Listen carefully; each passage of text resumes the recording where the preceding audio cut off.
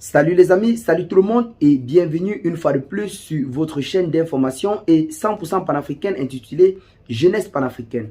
Une chaîne qui a pour but principal de sensibiliser la jeunesse sur les enjeux du panafricanisme en ce moment du côté de l'Afrique. C'est également une chaîne de soutien au colonel Assimi Goïta, au capitaine Ibrahim Traoré et au général Tchani. Pourquoi ces trois personnalités politiques? C'est parce que en ce moment du côté de l'Afrique, ils représentent bravement les figures du panafricanisme au vu de leurs discours et de leurs décisions. Eh bien les amis, aujourd'hui on s'étape pour une nouvelle note d'information du côté du Niger où nous avons une double victoire pour les autorités de la transition ainsi que pour le peuple nigérien. Avant de commencer la vidéo, nous allons d'abord commencer par applaudir le peuple nigérien ainsi que les autorités de la transition qui sont en train de faire un pas en avant pour rompre avec les chaînes du néocolonialisme. Avant de commencer la vidéo, si tu es panafricain et tu es heureux ou content du combat qui en ce moment est en train de se mener du côté du Niger, laisse-nous un petit pouce bleu et un mot d'encouragement en commentaire au peuple nigérien ainsi qu'aux autorités de la transition. Maintenant, revenons à nos mots et tons. J'étais disant que du côté du Niger en ce moment, l'on fait face à une double victoire des autorités de la transition et du peuple nigérien. D'abord parce que les autorités de la transition semblent avoir été reconnues comme légitimes par la France et deuxièmement parce que la France est sur le point de quitter officiellement le territoire nigérien. Eh bien les amis, en ce moment du côté du Niger, c'est une double victoire pour les autorités de la transition et pour le peuple nigérien.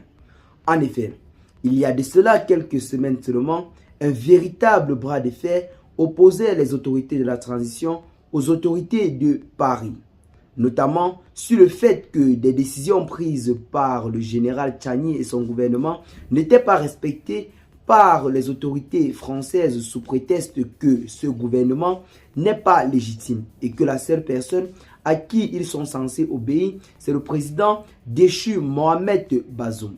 Mais hier, nous avons été surpris d'entendre que des négociations sont en train de se poursuivre entre Niamey et Paris pour trouver un consensus pouvant permettre le retrait progressif et partiel des forces françaises présentes sur le territoire nigérien.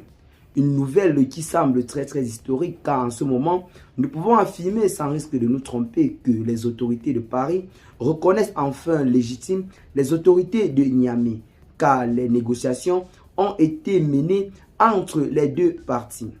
La deuxième victoire maintenant vient du fait que les autorités françaises ont enfin accepté de retirer leurs soldats du Niger. Une victoire qu'on doit véritablement au peuple nigérien qui a pris son courage à deux mains et s'est levé pour réclamer ce départ. Après près de 3 jours de manifestations intenses dans le pays, notamment devant la base militaire française du côté de Niamey, l'armée française semble avoir enfin capitulé et décidé de quitter le territoire nigérien. C'est une nouvelle très historique.